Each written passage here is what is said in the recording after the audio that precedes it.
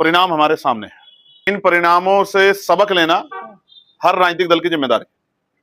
एक बड़ा सवाल ये आता है कि आजाद समाज पार्टी के आने से हमारे वोट बढ़ जाएंगे, कमजोर हो जाएंगे, हम ताकत में नहीं आ पाएंगे। ये बहाने हैं उन लोगों के लिए जो काम नहीं करना चाहते हैं। जो काम करना चाहते हैं उनके पास कोई बहाना नहीं है। इसका उदाहरण तमिलनाडु। तमिलनाडु में जो पार्टी 2 साल पहले बनी, 6 महीने के अंदर जिसने यात्रा, कार्यक्रम, पॉलिसी बनाकर अपनी पार्टी का पावर में आने पे पार्टी क्या करेगी ये बात लोगों तक पहुंचाकर, और तमिलनाडु जो वैचारिक आंदोलन की धरती है, जहां ईवी पेरियार रामा नायकर स्वामी का आंदोलन, द्रविड़ आंदोलन इतना मजबूत है कि आज भी भारतीय जनता पार्टी जो देश की सबसे बड़ी पार्टी है, केंद्र में है, बंगाल का चुनाव जीत के उसको 1 सीट मिली है इंडिविजुअल तमिलनाडु में। वहां 2 साल पहले बनी पार्टी, जिस पार्टी के मुखिया का नाम है जोसेफ विजय चंद्रशेखर, इंग्लिश में वो लिखते हैं CJ विजय, यानी कि चंद्रशेखर जोसेफ विजय। अगर तमिलनाडु में 6 महीने पहले से संघर्ष करने वाली 2 साल पहले बनी पार्टी अगर सत्ता की सर्वोच्च कुर्सी पर स्थापित हो सकती है, तो उत्तर प्रदेश में आजाद समाज पार्टी का आश्रम क्यों नहीं हो सकता? महसूस करने की जरूरत है, समझने की जरूरत है, शक्ति लगाने की जरूरत है, संकल्प लेने की जरूरत है। हम लोग भी वो कारनामा उत्तर प्रदेश में कर सकते हैं और करेंगे, क्योंकि उत्तर प्रदेश में 12-14 साल से जिस तरह का अन्याय का, आतंक का, जुल्म जाति का राज चल रहा है, वो उससे हम लोग पीड़ित हैं। हमारे मन में भी इच्छा है इस जुल्म जाति की सरकार को बदलने की। आप महसूस करके देखो, अगर तमिलनाडु के लोग ये सोचते कि भाई विजय को ताकत देने से हम कमजोर हो जाएंगे, ये कमजोर हो जाएगा, ये दल कमजोर हो जाएगा, हमारा नुकसान हो जाएगा, तो क्या आज टीवी की इतनी बड़ी पार्टी बन पाती? क्या वहां के लोग बुद्धि नहीं रखते हैं? क्या उन लोगों में दिमाग नहीं है? क्या उन लोगों को अपने प्रदेश के अपने लोगों की चिंता नहीं है? लेकिन जनता बदलाव चाह रही है, और बदलाव सिर्फ सत्ता का नहीं, सत्ता के साथ उस व्यवस्था का भी जो आदमी से आदमी को लड़ाने का काम करे। ये वही मीडिया है जो जिनके चुनाव के बाद जब पोलिंग हो जाता है, इनके सर्वे आते हैं और कई बार वो सर्वे झूठे साबित होते हैं, गलत साबित होते हैं, लेकिन ये मीडिया कभी माफी नहीं मांगती है। ये नैरेटिव बनाती है, माहौल बनाती है, लोगों की भावनाओं से खेलती है, छोटी छोटी घटनाओं को बड़ी बड़ी घटना करके सांप्रदायिक माहौल को बढ़ावा देती है, और उसके बाद कई ऐसी घटना हो जाती है, कई लोगों की जान चली जाती है। इस मीडिया कोई फर्क नहीं पड़ता। लेकिन मैं आपसे कहना चाहता हूं, और आपके जरिए पार्टी के हर एक कार्यकर्ता से, प्रदेश के हर एक व्यक्ति से, किसान से, मजदूर से, महिलाओं से, नौजवानों से और बहुजन समाज के हर वर्ग से कहना चाहता हूं कि आजाद समाज पार्टी पावर में आने के बाद इस तरह के बदलाव करेगी, जिस तरह के बदलाव से आपके और आपके बच्चों के जीवन में, आपके परिवारों के जीवन में ऐतिहासिक परिवर्तन होगा। हमारे नौजवान तबके को जमी दर्ज करने के लिए, उनको बुरी हालातों में धकेलने के लिए, उनको बर्बाद करने का बहुत बड़ा काम शराब ने किया है। तो सरकार बनने पे हम लोग शराबबंदी करेंगे, सुनिश्चित करेंगे कि शराब बंद हो। शराब के नाम से जो परिवार टूट रहे हैं, ग्रामीण क्षेत्रों में नौजवान बर्बाद हो रहा है, हमारी युवा शक्ति कमजोर हो रही है, जो हिंसा परिवारों में तकलीफ हो रही है, वो बंद हो जाए, इसको सरकार सुनिश्चित करेगी। मैं आपसे बस ये कहना चाहता हूं कि आपको कोई मीडिया नहीं दिखाएगा। इसी बात को कल कोई और मेरी बात को कॉपी करके अपनी पार्टी की उससे बोलेगा, किसी पार्टी का नेता बोलेगा, सरकार मीडिया कहेगी बहुत अच्छी पॉलिसी लेके आ रहे हैं, बहुत अच्छी बात कर रहे हैं।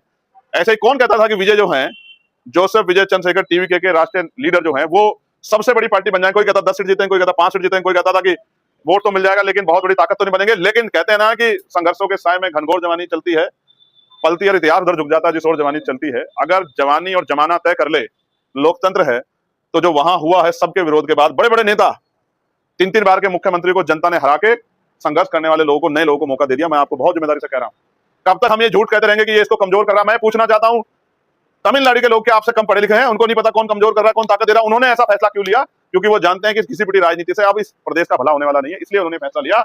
उत्तर प्रदेश के अगर हमारा संगठन, हमारे नौजवान, हमारे सीनियर लोग, हमारी पार्टी के जो और हमसे प्यार करने वाले, समर्थन रखने वाले बुद्धिजीवी अगर वो संघर्ष कर लें, तो अगले 8 महीने बाद, हम पे भी इतना समय बचा है 6-7 महीने का, उत्तर प्रदेश में भी ऐसी परिवर्तन की बात आपको देखने को मिलेगी। और जिस दल को मीडिया नंदाज कर रहा है, नाना कर रहा है, कौन कहता था कि नगीना से जीत जाएंगे चंद्रशेखर? कोई नहीं कहता था। सिर्फ हमारे कार्यकर्ताओं का हौसला कहता था, उनकी उम्मीदें, उनका संघर्ष कहता था। कोई मीडिया नहीं कहता था। जैसे आपने अपने संघर्ष से उन सबको रिजल्ट देके साबित किया, ऐसे ही आप उत्तर प्रदेश में भी साबित करेंगे, ऐसा मेरा विश्वास। परिणाम हमारे सामने है और परिणाम बहुत कुछ कह रहे हैं।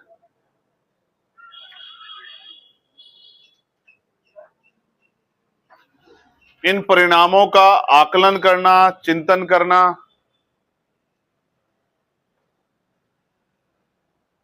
इन परिणामों से सबक लेना हर राजनीतिक दल की जिम्मेदारी। एक बड़ा सवाल यह आता है कि आजाद समाज पार्टी के आने से हमारे वोट बढ़ जाएंगे, हमारा नुकसान हो जाएगा, हम कमजोर हो जाएंगे, हम ताकत में नहीं आ पाएंगे। ये बहाने हैं उन लोगों के लिए जो काम नहीं करना चाहते हैं। जो काम करना चाहते हैं उनके पास कोई बहाना नहीं है। इसका उदाहरण तमिलनाडु है। तमिलनाडु में जो पार्टी 2 साल पहले बनी, 6 महीने के अंदर जिसने यात्रा, कार्यक्रम, पॉलिसी बनाकर अपनी पार्टी का पावर में आने पे पार्टी क्या करेगी ये बात लोगों तक पहुंचाकर, और तमिलनाडु जो वैचारिक आंदोलन की धरती है, जहां ईवी पेरियार रामा नायकर स्वामी का आंदोलन, द्रविड़ आंदोलन इतना मजबूत है कि आज भी भारतीय जनता पार्टी जो देश की सबसे बड़ी पार्टी है, केंद्र में है, बंगाल का चुनाव जीत के, उसको 1 सीट मिली है इंडिविजुअल तमिलनाडु में। वहां 2 साल पहले बनी पार्टी, जिस पार्टी के मुखिया का नाम है जोसेफ विजय चंद्रशेखर, इंग्लिश में वो लिखते हैं CJ विजय, यानी कि चंद्रशेखर जोसेफ विजय, ये उनके पिता का नाम। उस पार्टी ने अपने संघर्ष से उस आंदोलन की धरती पर अपनी पार्टी धरती से मौका मिला है। अगर तमिलनाडु में 6 महीने पहले से संघर्ष करने वाली 2 साल पहले बनी पार्टी अगर सत्ता की सर्वोच्च कुर्सी पर स्थापित हो सकती है, तो उत्तर प्रदेश में आजाद समाज पार्टी कांशीराम क्यों नहीं हो सकती? महसूस करने की जरूरत है, समझने की जरूरत है, शक्ति लगाने की जरूरत है, संकल्प लेने की जरूरत है। हम लोग भी वो कारनामा उत्तर प्रदेश में कर सकते हैं और करेंगे, क्योंकि उत्तर प्रदेश में 12-14 साल से जिस तरह का अन्याय का, आतंक का, जुल्म जाति का राज चल रहा है, वो उससे हम लोग पीड़ित हैं। हमारे मन में भी इच्छा है इस जुल्म जाति की सरकार को बदलने की। आप महसूस करके देखो, अगर तमिलनाडु के लोग ये सोचते कि भाई विजय को ताकत देने से हम कमजोर हो जाएंगे, ये कमजोर हो जाएगा, ये दल कमजोर हो जाएगा, हमारा नुकसान हो जाएगा, तो क्या आज टीवी के इतनी बड़ी पार्टी बन पाती?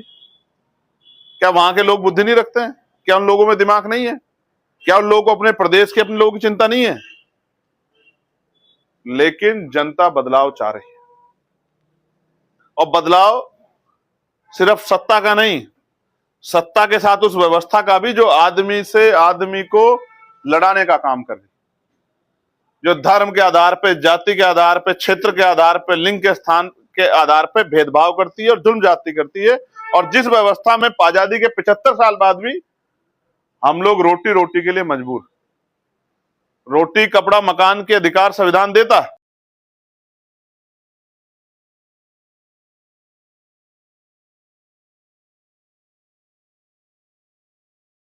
के जीवन का निर्माण हो सकता है रोटी, कपड़ा, मकान से?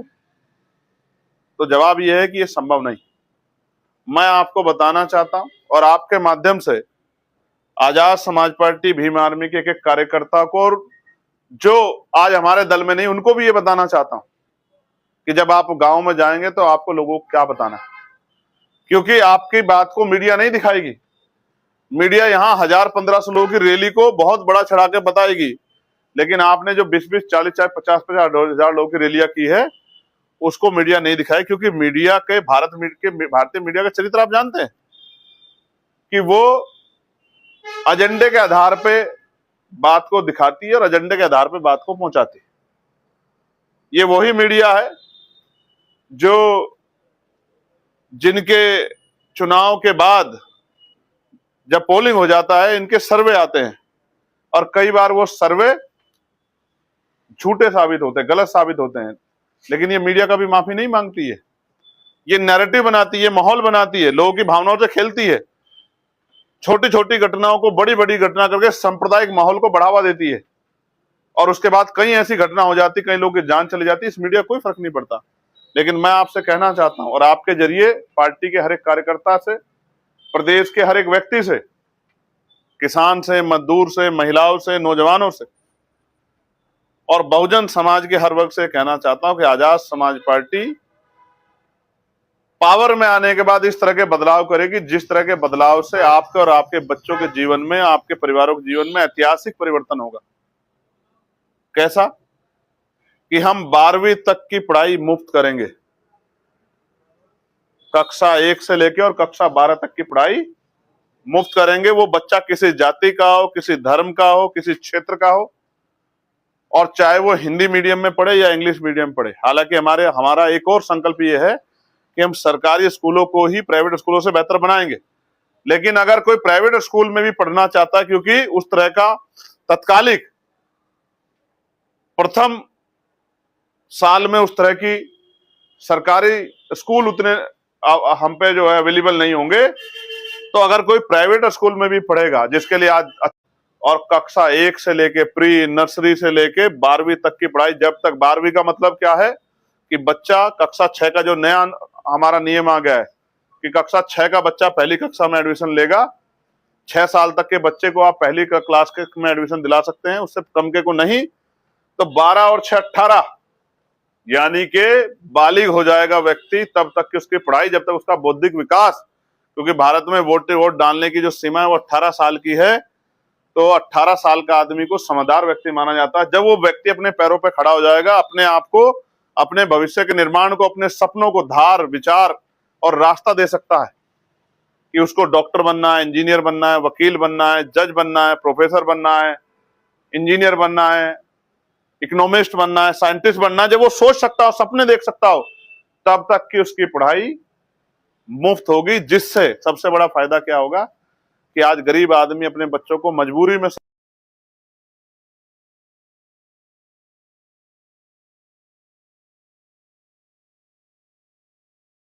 इंग्लिश मीडियम की पढ़ाई होगी, तो आप देखना गरीब के बच्चों को भी आगे बढ़ने के लिए बेहतर विकल्प मिलेंगे। उसको किसी आगे हाथ नहीं फैलाना पड़ेगा, उसको मजबूर नहीं होना पड़ेगा, और उसके माँ बाप को अपने बच्चों को पढ़ाने के लिए अपना पेट नहीं काटना पड़ेगा। मेरी बात को आप याद रखें। हम ये सुनिश्चित करेंगे कि पैसे की कमी के कारण या इलाज की कमी के कारण किसी की जान ना जाए, कुछ भी हो जाए।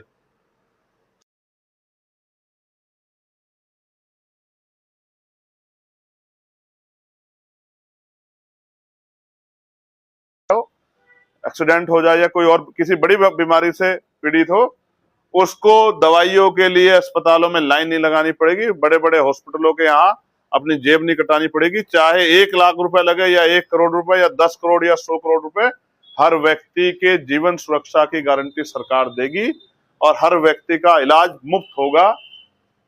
इस बात को हम लोग सुनिश्चित करेंगे। इतनी सुविधाएं हम लोग अवेलेबल कराएंगे। इसमें भी कोई मुनाफा सरकार नहीं लेगी, जिससे कि किसी के परिवार का कोई महत्वपूर्ण व्यक्ति सिर्फ पैसों की कमी या इलाज की कमी का उनको छोड़ के ना चला। तीसरा और सबसे महत्वपूर्ण, हमारी सरकार ये सुनिश्चित करेगी कि सबकी सुरक्षा होगी। जो सुरक्षा आज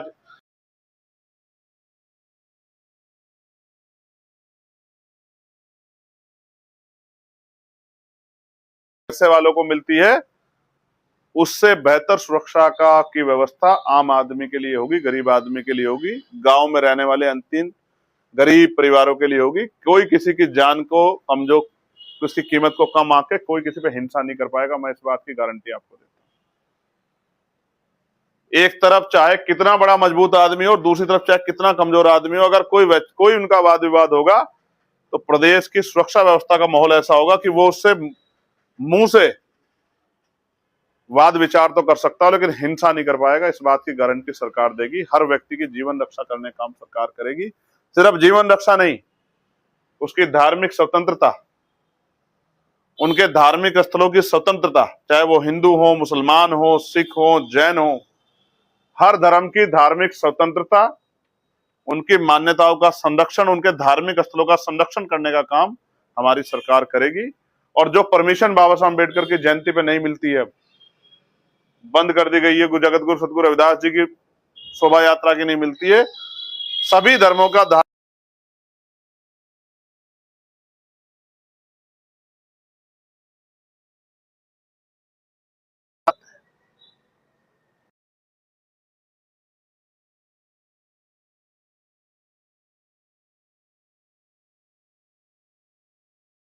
देश का नौजवान और उत्तर प्रदेश का तो नौजवान पीड़ित है कि हम व्यक्ति के लिए, उसके गरिमाई जीवन के लिए रोजगार की व्यवस्था करेंगे।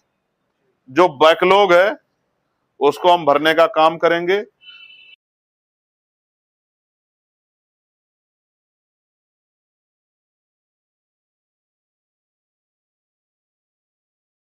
कोई भी कार्य ऐसा नहीं होगा जहां गरिमाई वेतन उसको ना मिले, चाहे वो आशा बहन हो, आंगनबाड़ी हो, भोजन माता हो, पंचायत सहायक हो, रोजगार सेवक हो, पीआरडी का जवान हो, होमगार्ड भाई बहन हो, सबके लिए।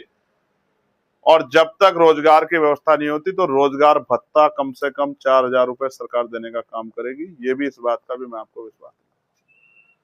रोजगार क्यों जरूरी है कि आपने पढ़ाई कर ली है, अपनी तरफ से अपने आप को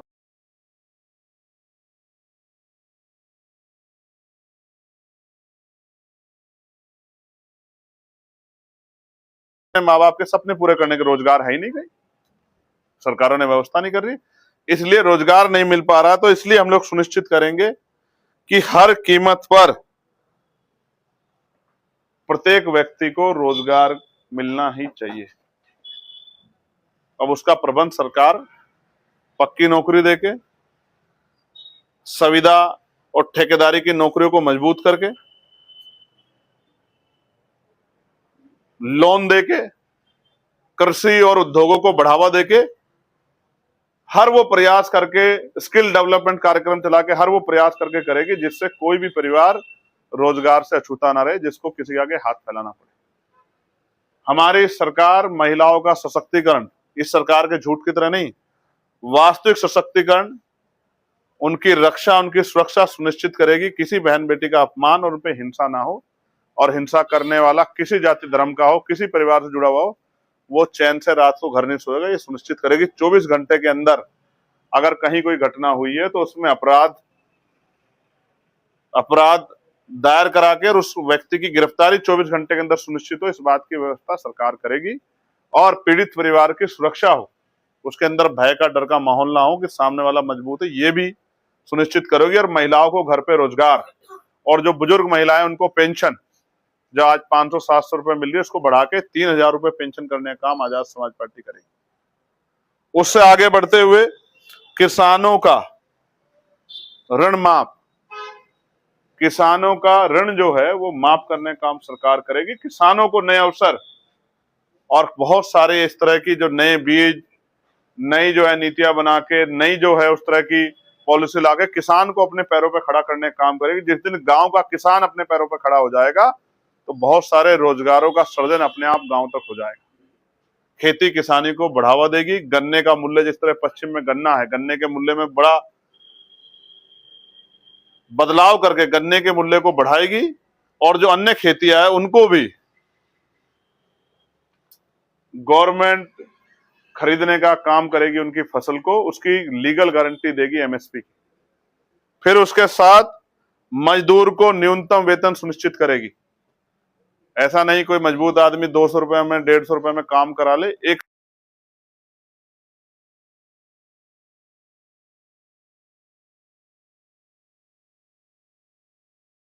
उसके अलावा कम वेतन कोई किसी को नहीं दे पाएगा, चाहे कंपनी में काम कोई करे, चाहे कोई फैक्ट्री में करे, किसी के खेत में करे या कहीं भी करे। साथ साथ दो महत्वपूर्ण काम, एक वो जिससे उत्तर प्रदेश में कल एक फैसला आया, जो फैसला था बिजली का, जिसपे सरकार पीछे हटी। मैं बताना चाहता हूं, सरकार आपके आक्रोश को देख के पीछे हटी है। जिस दिन चुनाव खत्म होगा, जिस तरह से बंगाल, ये 5 स्टेट के चुनाव तक सरकार ने पेट्रोल डीजल के दाम नहीं बढ़ाए, लेकिन आपने देखा होगा, मैंने पहले ही कहा था कि जिस दिन सरकार, ये चुनाव का पोलिंग हो जाएगा, उस दिन आप देख लेना कि ऐतिहासिक वृद्धि करेगी पेट्रोल डीजल में। और वही हुआ, कहीं 10 रुपए की वृद्धि, कहीं 8 रुपए की वृद्धि। मैं आपको कह रहा हूं, जैसे अगर 2027 में सरकार रिपीट होगी तो ये पुनः, जब ये ऑप्शनल नहीं, ये सुनिश्चित कर देगी हर घर में प्रीपेड मीटर लगना ही चाहिए, और जो मीटर का बिल नहीं दे पाएगा उसके यहाँ बिजली नहीं रहेगी। ये, इसका सवाल किसने खड़ा किया पार्लियामेंट में? लोकसभा में आपके सांसद ने, आजाद समाज पार्टी काशीराम के सांसद ने, आपके भाई ने, नगीना के सांसद ने ये सवाल खड़ा किया, मंत्री जी से सवाल पूछा और इस बात को भी सुनिश्चित किया कि ये ऑप्शनल है, या ये अस्थायी है? और मंत्री जी ने कहा कि ये ऑप्शनल है और कोई जबरदस्ती प्रीपेड मीटर नहीं लगा सकता, लगाएगा तो हम उस पर आप हमें जानकारी दीजिए, हम कार्रवाई करेंगे। और उत्तर प्रदेश में तभी से विरोध शुरू हुआ और बड़े पैमाने पे जो विरोध हुआ, हालांकि लोगों के खिलाफ मुकदमे, लेकिन अक्सर लड़ाई लड़नी पड़ती है, डरना नहीं होता है। मजबूर हो गया सरकार को कल घोषणा करनी पड़ी कि प्रीपेड मीटर नहीं लगेगा, लेकिन हम इसको, इस पूरे प्लान को बदलाव चाहते हैं। पहले हमारे यहाँ कितने पैसे का बिल आता था? 400 रुपए का, 500 रुपए का,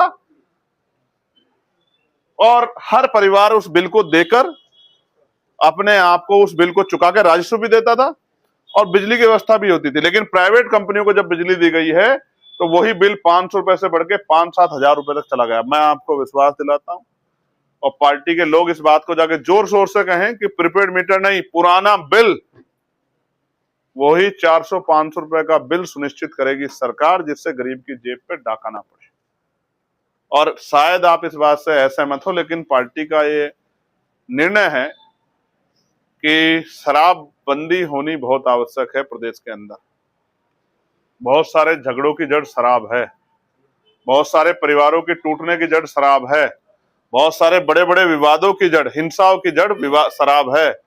और बड़े हमारे नौजवान तबके को जमी दज करने के लिए, उनको बुरी हालातों में धकेलने के लिए, उनको बर्बाद करने का बहुत बड़ा काम शराब ने किया है। तो सरकार बनने पे हम लोग शराबबंदी करेंगे, सुनिश्चित करेंगे कि शराब बंद हो। शराब के नाम से जो परिवार टूट रहे हैं, ग्रामीण क्षेत्रों में नौजवान बर्बाद हो रहा है, हमारी युवा शक्ति कमजोर हो रही है, जो हिंसा और परिवारों में तकलीफ हो रही है, वो बंद हो जाए, इसको सरकार सुनिश्चित करेगी। मैं आपसे बस ये कहना चाहता हूं कि आपको कोई मीडिया नहीं दिखाएगा। इसी बात को कल कोई और मेरी बात को कॉपी करके अपनी पार्टी की उससे बोलेगा, किसी पार्टी का नेता बोलेगा, सरकार मीडिया कहेगी बहुत अच्छी पॉलिसी लेके आ रहे हैं, बहुत अच्छी बात कर रहे हैं। ऐसे ही कौन कहता था कि विजय जो हैं, जोसेफ विजय चंद्रशेखर टीवीके के राष्ट्रीय लीडर जो हैं, वो सबसे बड़ी पार्टी बन जाए? कोई कहता 10 सीट जीते, कोई कहता 5 सीट जीते, कोई कहता था कि वोट तो मिल जाएगा लेकिन बहुत बड़ी ताकत तो नहीं बनेंगे। लेकिन कहते हैं ना कि संघर्षों के साय में घनघोर जवानी चलती है, पलती और इतिहास उधर झुक जाता जिस ओर जवानी चलती है। अगर जवानी और जमाना तय कर ले, लोकतंत्र है, तो जो वहां हुआ है सबके विरोध के बाद, बड़े बड़े नेता, 3-3 बार के मुख्यमंत्री को जनता ने हरा के संघर्ष करने वाले लोगों को, नए लोगों को मौका दे दिया। मैं आपको बहुत जिम्मेदारी से कह रहा हूं, कब तक हम ये झूठ कहते रहेंगे कि ये इसको कमजोर कर रहा है? मैं पूछना चाहता हूं, तमिलनाडु के लोग क्या आपसे कम पढ़े लिखे हैं? उनको नहीं पता कौन कमजोर कर रहा है, कौन ताकत दे रहा है? उन्होंने ऐसा फैसला क्यों लिया? क्योंकि वो जानते हैं कि घिसी पिटी राजनीति से अब इस प्रदेश का भला होने वाला नहीं है, इसलिए उन्होंने फैसला लिया। उत्तर प्रदेश के अगर हमारा संगठन, हमारे नौजवान, हमारे सीनियर लोग, हमारी पार्टी के जो और हमसे प्यार करने वाले, समर्थन रखने वाले बुद्धिजीवी, अगर वो संघर्ष कर लें तो अगले 8 महीने बाद, हम पे भी इतना ही समय बचा है 6-7 महीने का, उत्तर प्रदेश में भी ऐसी परिवर्तन की बात आपको देखने को मिलेगी। और जिस दल को मीडिया नजरअंदाज कर रहा है, नाना कर रहा है, कौन कहता था कि नगीना से जीत जाएंगे चंद्रशेखर? कोई नहीं कहता था, सिर्फ हमारे कार्यकर्ताओं का हौसला कहता था, उनकी उम्मीदें, उनका संघर्ष कहता था। कोई मीडिया नहीं कहता था। जैसे आपने अपने संघर्ष से उन सबको रिजल्ट देके साबित किया, ऐसे ही आप उत्तर प्रदेश में भी साबित करेंगे, ऐसा मेरा विश्वास। लेकिन मैं आपसे आग्रह करना चाहता हूं कि आप जाएं, जो मेरे द्वारा जो बात कही गई है इसको घर घर तक पहुंचाएं। आप जिस गांव में जाके महिलाओं को इकट्ठा करके कहेंगे कि हम शराबबंदी करेंगे, मैं गारंटी दे कहता हूं वो आपको, आपके कार्यक्रम को आगे बढ़ाने के लिए आर्थिक सहयोग भी करेंगे। आप जाओ, मेरी बात को मैं गारंटी देता हूं, आप जाके किसी बस्ती में जाके मेरी बात को कह के देखो। आप बिजली से जिस तरह का लूट मार हो रही है, डकैती पड़ रही है गरीबों पे, आप जाके मेरी बात को कह के देखो, गरीब आपके साथ खड़ा हो जाएगा। आप किसान के बीच में जाके, ये जातियों बटा समाज, आप किसान के बीच में जाके कह के देखो मेरी बात को, किसान आपकी वाहवाही करेगा, आपके साथ खड़े होकर चलने की बात करेगा। आप मजदूरों के बीच में जाके कहते हो, जो मजदूर चौराहे पे बिकने आता है और बिना काम के चला जाता है, उसके बीच में जाके मेरी बात को कह के देखो, वो मजदूर आपके साथ खड़ा हो जाएगा, तन मन धन से आपका साथ देगा। अमीर आपका साथ देना दे, वो गरीब मजदूर आपका हितैषी, आपका भाई बन के कंधे से कंधा मिला लेगा। और अगर मेरी बात आप नौजवानों को, क्योंकि नौजवान बेरोजगारी का जो दर्द सह रहा है, अगर आप नौजवानों के बीच में ले जाओगे तो नौजवान आपके कंधे से कंधा मिला के अपने और अपने परिवार को आपसे जोड़ने का काम करेगा। नौजवान आपकी शक्ति बनने का काम करेगा, प्रदेश में बदलाव करने का काम करेगा। और जो मैंने आपसे बात कही है सुरक्षा की, आज हर परिवार चाहता है, चाहे व्यापारी हो, किसान हो, मजदूर हो, नौजवान हो, महिलाएं हो, बेटियां हो, हर व्यक्ति चाहता है सुरक्षित रहे। लेकिन इस गुंडागर्दी की सरकार में कोई सुरक्षित नहीं है। किसी का इनकाउंटर करते हैं, कहीं बुलडोजर चलाते हैं, किसी की धार्मिक आस्था को चोट पहुंचाते हैं, किसी को मारते हैं, किसी को पीटते हैं, किसी को झूठे मुकदमे फंसाते हैं। जो बोलता है, चाहे मीडिया हो चाहे नेता हो, सबको झूठे मुकदमों में फंसा के कोर्ट पे भी जबर जबरदस्ती करते हैं। अगर आप सुरक्षा की बात को लेकर जाओगे तो लोगों में आशा, विश्वास, मजबूती पैदा होगी। और हेल्थ पॉलिसी और एजुकेशन पॉलिसी अब तक कोई सरकार ऐसी लेके नहीं आ पाई जो मैंने आपके बीच में रखी है। 12वीं तक की शिक्षा, जब गरीब का बेटा भी, मजदूर का बेटा भी अच्छी शिक्षा, और सुनिए सिर्फ शिक्षा नहीं, उसके लिए उसको कुछ नहीं लेके जाना, उसको सिर्फ स्कूल में जाना है। और बदलाव करेंगे एजुकेशन पॉलिसी में, 7 बजे की जगह 10 बजे स्कूल चलाएंगे। स्कूल अच्छे होंगे, गर्मियों में एसी की व्यवस्था होगी, सर्दियों में हीटर की व्यवस्था होगी। 10 बजे बच्चा जाएगा, 3 घंटे पढ़ के आएगा। ना माँ बाप को सुबह उठ के भागना पड़ेगा, ना बच्चा आधी नींद में जाएगा। पढ़ने के लिए जाएगा, विचार लेके जाएगा, सपने लेके जाएगा, और पढ़ के जब वापस लौटेगा तो अपने परिवार के सपनों में उनकी ताकत, उनके परिवार के सपने जो वो देखेंगे कि हमारा बच्चा भी कल कामयाब होगा, उन परिवारों को सब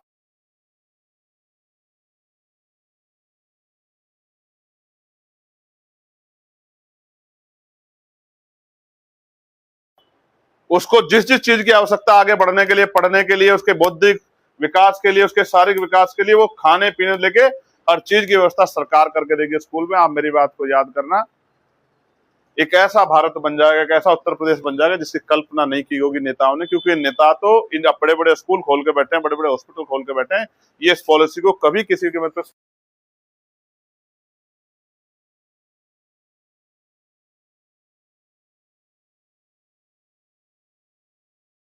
जो नहीं हुआ वो होना चाहिए। 12वीं तक का बच्चा जब अपने पैरों पे खड़ा होकर पढ़ के आएगा,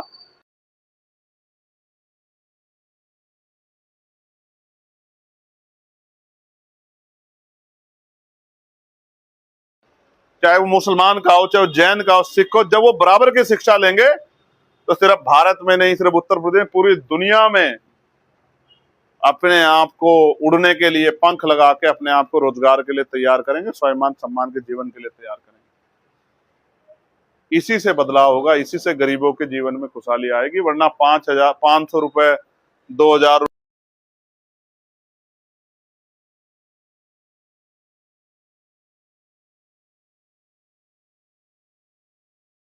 मीडिया नहीं दिखाएगी, अखबार नहीं दिखाएगा। आपकी जबान में इतनी शक्ति होनी चाहिए कि मेरे द्वारा जो बात कही गई, इतनी देर में आप अपनी बात अगर गांव में जाकर कह दोगे, मैं गारंटी देता हूं कि उस गांव का बच्चा बच्चा आपसे जुड़ जाएगा, आपके साथ खड़ा हो जाएगा। और जब वो संगठित हो गए, जाति धर्म से ऊपर उठ के आपको वोट करेगा, आपकी ताकत बनेगी, तो उत्तर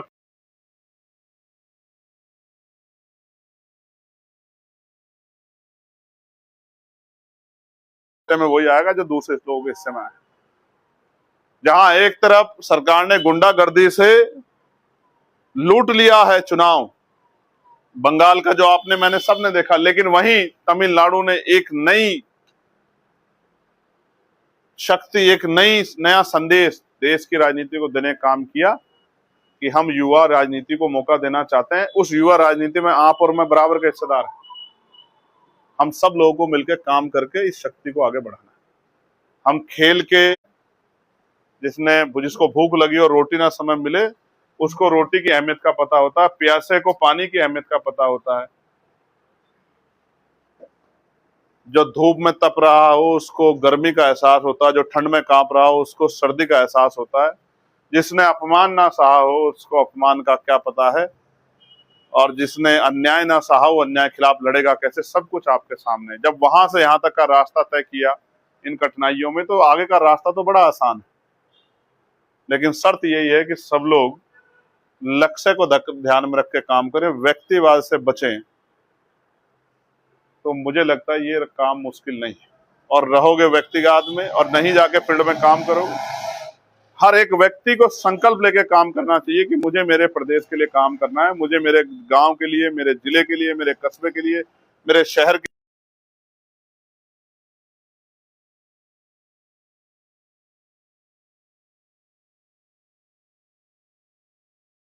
सबका बहुत बहुत धन्यवाद। मेरी आशा और विश्वास कि आप जाके इस काम को करेंगे और तेजी से आगे बढ़ाएंगे और चैन से नहीं बैठेंगे, कमर कस के इस जुड़ जाति की सरकार को बदलने का काम करेंगे और अपनी सरकार बनाने के लिए मेहनत करेंगे, ऐसा मेरा विश्वास। धन्यवाद, आप सबके लिए मंगल कामना।